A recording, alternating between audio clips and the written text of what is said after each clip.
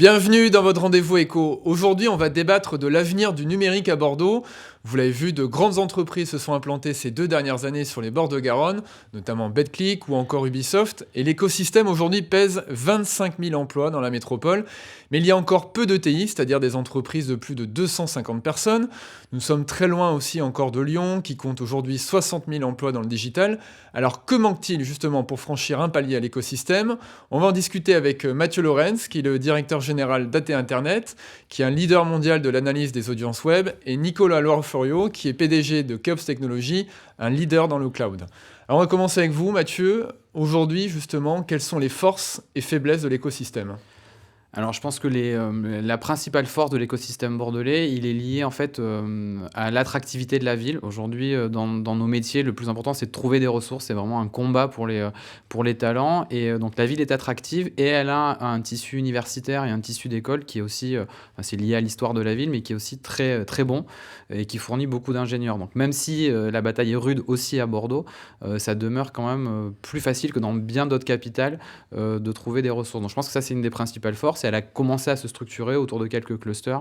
Donc il y a un certain nombre de domaines dans lesquels notamment la santé, Bordeaux est en pointe. Et je pense que ça, c'est une de ses principales forces. La faiblesse, elle n'est pas forcément liée à Bordeaux, elle est liée à la manière dont est polarisée la France. C'est-à-dire que la plupart des sièges sociaux sont à Paris et que le business est à Paris. Donc on est très bon pour développer à Bordeaux. Après, pour développer commercialement l'activité, c'est plus difficile. Nicolas Leroy-Florio, vous êtes un leader dans le cloud, vous êtes à Canet-Jean. Mathieu est à Mérignac, vous êtes tous les deux justement sur l'agglomération bordelaise. Vous connaissez l'écosystème depuis un moment. Quelles sont justement les forces et faiblesses ? Est-ce que vous partagez cet avis de Mathieu ?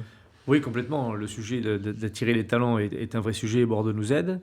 Ensuite, on a quand même un des points forts de la région, c'est son tissu universitaire, son tissu lié à l'enseignement dans le numérique. Je ne vais pas citer le nombre d'écoles, qu'elles soient privées ou publiques, mais on a des universités, des écoles privées de grande qualité. Et ma foi, elles sont toutes les deux, aussi bien privées que publiques, pourvoyeurs de talent. Donc ça contribue largement.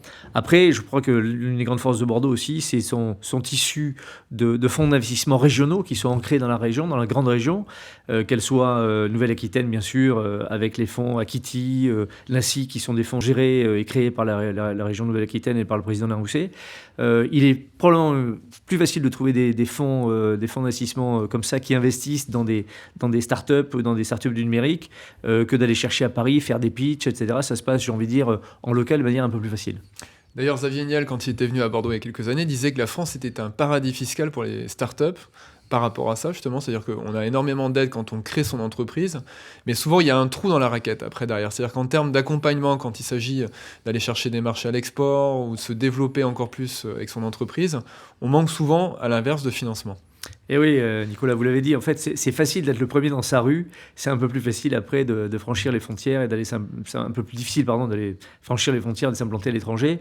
Là, ça tient beaucoup à la volonté du dirigeant et puis à la capacité du dirigeant à s'entourer, à aller chercher des gens, des collaborateurs, comme on les appelle chez Keops Technologies aujourd'hui, des coéquipiers qui ont des expériences à l'international.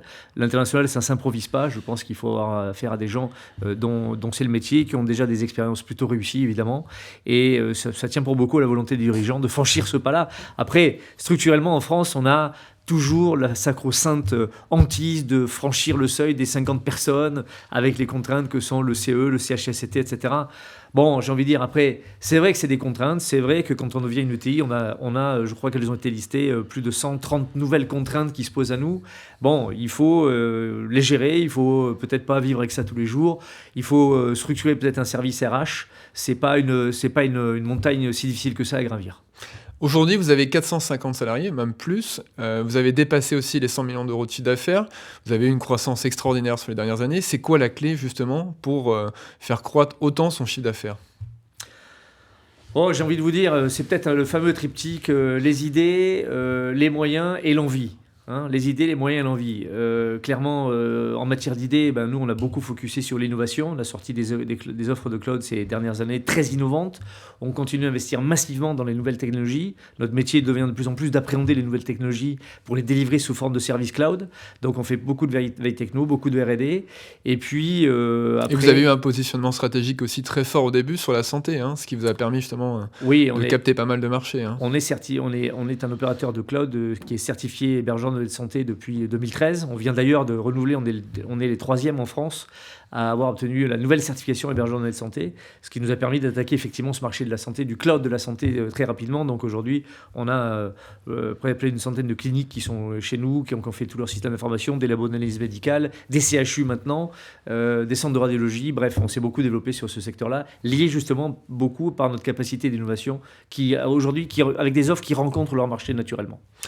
Mathieu Lorenz, qu'est-ce qui manque aujourd'hui à l'écosystème justement pour qu'on ait davantage de TI, davantage de sociétés d'une plus grande taille ? Alors, bon, on a parlé de financement, je rejoins Nicolas. C'est vrai qu'on a une capacité à faire démarrer des startups. Voilà, on trouve des fonds très, très facilement et c'est vrai qu'il y a même des aides de la région publique, etc. Donc c'est assez facile de lancer une start-up. Après, quand il s'agit de la faire passer à l'échelle, quand il s'agit de passer aux étapes suivantes, c'est plus compliqué.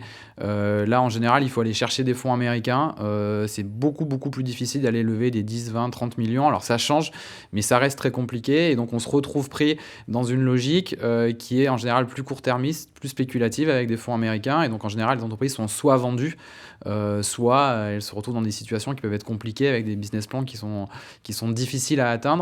Donc la logique industrielle qui est nécessaire pour développer une ETI, qui se construit en 20 ans, une ETI ça ne se construit pas en 3 ans, c'est très difficile dans notre secteur qui est très financiarisé. Donc je pense il serait utile peut-être de penser aux étapes suivantes, de saupoudrer un peu moins au démarrage et d'accompagner les entreprises qui veulent passer et qui ont une vision industrielle à long terme, ce qui n'est pas forcément ce qu'on trouve le plus dans notre secteur. Ce qui est votre cas, hein, puisque votre entreprise a été créée par votre père en 1996 et progressivement vous avez justement fait croître le chiffre d'affaires, les effectifs. Aujourd'hui vous êtes plus de 210 salariés. Vous continuez encore de recruter, mais ce qui a été la clé, c'est pas justement le fait d'avoir pu lever des fonds, c'est d'avoir pu progresser à l'époque sans qu'il y ait une concurrence internationale aussi forte aussi. Alors c'est vrai que nous, on s'oppose à des concurrents qui sont massifs, et c'est vrai qu'on a voulu garder notre indépendance, et si aujourd'hui, j'allais dire, on est encore là, indépendant et avec une capacité à se développer, c'est parce qu'on quelque part, on s'est privé dans une certaine mesure de levées de fonds plus importantes pour pouvoir garder notre indépendance et pas être lié à des fonds américains qui nous auraient imposé une stratégie qui aurait probablement été différente. Vous avez été tenté à un moment ? On a pu être tenté, bien sûr, mais je pense que pour nous, ce qui était important, c'était de développer un produit. Enfin, nous, ce qu'on vend, c'est de la fiabilité, c'est de la confiance. On travaille avec les plus grands médias, on travaille avec les plus grandes banques, avec les institutions, avec le gouvernement, etc., pour fournir une donnée qui soit qualitative, certifiée, et ça s'inscrit dans la durée. Nous, ce qu'on dit toujours, nous, on a une stratégie industrielle, on n'a pas une stratégie spéculative à court terme, et je pense que ça manque un peu à notre secteur en général, et c'est pas propre à Bordeaux, hein, c'est propre au numérique en général, qui est trop saupoudré. Il faut aussi dire, on parlait de l'international, qu'on a un problème comparé à nos principaux concurrents qui sont les Américains ou les Chinois, c'est qu'eux, ils ont un marché tremplin de base qui est beaucoup plus important. C'est-à-dire que quand ils se lancent avec 200, 300, 400, voire 1 milliard de clients potentiels. Nous, on part avec 60 millions et après, il faut aller à la conquête de l'Europe. Donc tout ça fait que déjà, on a un peu moins d'argent souvent, comme je le disais, et en plus, on a eu un effet de levier qui est moins important au début. Donc voilà, c'est des contraintes qu'il faut prendre en compte si on veut pouvoir se développer à l'international. Est-ce que justement le fonds de la région, qui a été créé et qui a pour objectif d'être doté de 200 millions d'euros par an, peut changer la donne ? Je pense que le fonds peut changer la donne parce que c'est vrai qu'il y a, le président Rousset est clairement dans cette logique industrielle de développer des entreprises sur le long terme. Je pense qu'il a compris cette problématique et on verra ce que ça va donner, mais je pense que c'est éminemment positif, oui. Nicolas, Laura Florio, est-ce que justement vous allez utiliser ce fonds ? Aujourd'hui, quelle est votre politique aussi par rapport au levée de fonds ?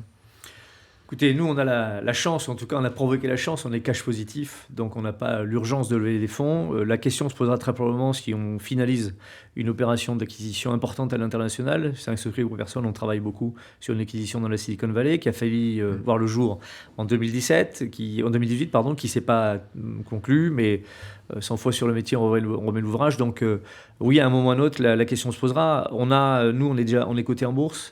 On a une grosse capacité à lever des fonds, on est plutôt séduisant. On a 2 fonds d'investissement qui sont déjà actionnaires, qui ont chacun 9%. On sait qu'ils sont à nos côtés et qu'ils n'ont qu'une envie, c'est de lever des fonds, enfin de nous apporter les fonds. La première opération significative. Donc ce sera probablement pas trop compliqué pour nous, à condition que l'économie reste stable. Et on sait qu'en 2019, il pourrait y avoir quelques soubresauts. Il ne faudrait pas non plus que les soubresauts actuels de l'économie française liés aux mouvements sociaux perdurent trop longtemps parce que ça pourrait avoir des impacts. Ouais. Je pense que le message est passé. On a reparlé des gilets jaunes il y a quelques temps, mais effectivement, tout le monde espère que le mouvement se tasse pour avoir évidemment un impact un peu moindre sur l'économie. Alors, Mathieu Lorenz, l'une des autres problématiques aussi sur l'écosystème numérique, c'est le recrutement. Aujourd'hui, c'est la guerre pour recruter. Alors, c'est la guerre pour recruter, mais je reviens à ce qu'on disait un petit peu plus tôt. Je pense que c'est... En fait, nous, pour travailler à l'international, on a des bureaux à Londres, on a une filiale aux États-Unis, des bureaux en Allemagne, etc. Je me rends compte que c'est beaucoup moins dur. Alors, c'est dur, c'est vrai que c'est difficile. Il y a un certain nombre de postes qui sont très compliqués à pourvoir. Ça reste une des forces de Bordeaux. C'est infiniment plus facile de recruter à Bordeaux que ça l'est de recruter en Allemagne et même aux États-Unis. Ou à Paris. Ou à Paris, bien sûr, et alors je parle même pas de la Silicon Valley. Et d'ailleurs, là, on fait preuve d'une certaine naïveté d'ailleurs vis-à-vis des Américains, qui, on se félicite que Google ou Facebook mettent des centres de recherche à Paris, mais enfin, ils viennent simplement piller des talents parmi les meilleurs qui ont été formés avec nos impôts. Donc là, en l'occurrence, on fait preuve d'une terrible naïveté. Ces talents-là, on devrait, pour moi, pas être aussi accueillant probablement, en tout cas pour ce type de centre de recherche, parce que la bataille, elle se joue contre eux. Alors c'est ça qui est terrible aujourd'hui, c'est que on le voit, Quant par exemple, le moteur de recherche français qui est plus éthique que Google et qui se met en concurrence avec Google, il manque clairement de fonds. Et est-ce qu'on a les moyens de nos ambitions aujourd'hui? Parce qu'on a du mal justement à émerger, à avoir des entreprises de taille européenne. Alors soyons clairs, non. On n'a pas les moyens de nos ambitions aujourd'hui, et ça n'est pas qu'un problème financier. Aujourd'hui, je pense que l'Europe a fait preuve d'une naïveté confondante. Aujourd'hui, l'Europe est une colonie digitale des États-Unis et probablement demain de la Chine. Aujourd'hui, notre souveraineté numérique, elle n'existe pas. D'ailleurs, elle n'a jamais existé, mais là, ça devient vraiment problématique. Aujourd'hui, on est face à des entreprises qui ne respectent pas les règles, que ce soit l'abus de position dominante, que ce soit le dumping, que ce soit l'évasion fiscale. Aujourd'hui, il faut voir que l'Europe est un paradis fiscal pour les entreprises américaines. Donc aujourd'hui, on les accueille à bras ouverts. Et si aujourd'hui, ce qui contrebalance la force des Américains, c'est la Chine, c'est uniquement parce que ces gens-là ont fermé leurs frontières aux Américains. C'est comme ça qu'ils ont pu se développer. Aujourd'hui, nos ingénieurs sont largement au niveau, si ce n'est meilleur que ce qu'on trouve aux États-Unis, mais il faut qu'on arrête de se laisser piller comme on le fait aujourd'hui. Donc il y a une prise de conscience, soyons clairs, des médias. Je pense que les médias en ont pris conscience, les institutions en ont pris conscience, la Commission européenne a pris des actions fortes récemment. Ça reste compliqué, le lobbying des Américains est fort, on l'a vu sur le RGPD, qui est la loi pour la protection des données, qui était censé notamment lutter contre les plateformes et les abus qu'on a pu voir au niveau des données personnelles. Bon, ils sont suffisamment forts en termes de lobbying pour avoir retourné cette loi jusqu'à présent à leur bénéfice. Donc je pense qu'il faut absolument continuer dans cette voie. Les intentions sont là. L'opinion publique en a pris conscience aussi. Voilà, maintenant, si on veut retrouver une souveraineté numérique et si on veut que des ETI se créent dans notre domaine, il va falloir arrêter d'être aussi naïf face à ces entreprises. Vous n'avez pas peur d'ailleurs, Nicolas, d'être justement mis à mal par un concurrent américain ou chinois qui viendrait ici et qui essaierait de vider le vivier de talent, y compris dans votre entreprise? Non, parce que d'abord, on essaye d'être différent. On essaye de devenir une place attractive dans la place attractive. Bordeaux est une place attractive, on l'a dit. Et nous, Keops Technologies, on a, je pense que vous l'avez vu, beaucoup investi dans notre outil de travail, dans notre immeuble de dernière génération, très inspiré de la mode californienne. Mais ça ne suffit pas.